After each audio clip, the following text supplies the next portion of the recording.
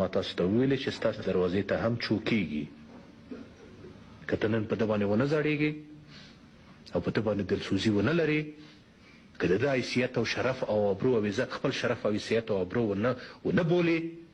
نو سبا ته دایم بیا تا ته وایي چې په ما باندې چې داسې بده ورځ راغلې وه تا راسره څه وکړل چې اوس سبا اوس چې تا باندې راغلې چې زه یې درسره وکړم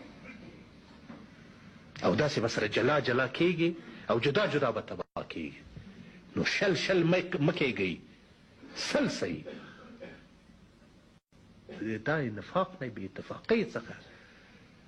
دښمنانو ډېر استفاده کړې واقعیت خبره دا ده زما د سولې په سیاست کې جبن او ډار نه دی پروت زما د سولې په سیاست کې د بیرته افغانانو د یو ځای کولو سوال پروت دی چې زه وایم آشتي کم چې وجود مې یو تن مې یو سي دا زخمی پرهارونه چې د ما په وجود په افغانستان په وجود باندې لګول سوي دي دې باندې بیرته زه ملهم کېږدم او د دغه سیاست څخه دی چې پاکستان او نور ټول یېرېږي چې که دا افغانان یې راته بیرته یو ځای کړل سبا ته به زه څه خیل ځواب وایم نو ځکه تاسې د دې قومونو ملیتونو د خپلو پښتنو او د سیمو د خلکو یووالی یو اتفاق ما ته راکئ د هر شي چې فتح غواړئ تاسې زه بیرته تاسو ته ضمانت درکوم بس دغه جنګ زه وایم چې جنګ مه کوئ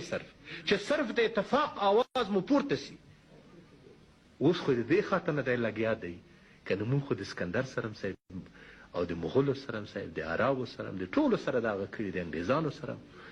خپل زور ازمایلی دی نه شوروي را سره و نه بل څوک را سره و د مونږ پلرونو و نیکونو زور تاسې ازمایلی دی که نه د ازمایلی که د تاریخ درواغ وایي نو چې کله په چقمقي توپکو او په سیلاوو او په زنګزده چړو باندې مو ما تاسو ته وویلې چې ستاسو دروازې ته هم چوکېږي که ته نن په ده باندې ونه زړېږې او په ته باندې دلسوزي ونه لرې که د ده حیثیت او شرف او ابرو او عزت خپل شرف او حیثیت او ابرو ونه بولې نو سبا ته دایم بیا تا ته وایي چې په ما باندې چې داسې بده ورځ راغلې وه تا راسره څه وکړل چې اوس سبا اوس چې تا باندې راغلې چې زه یې درسره وکړم او داسې به سره جلا جلا کېږي او جدا جدا به تباه کېږي نو شل مه کېږئ سل صحیح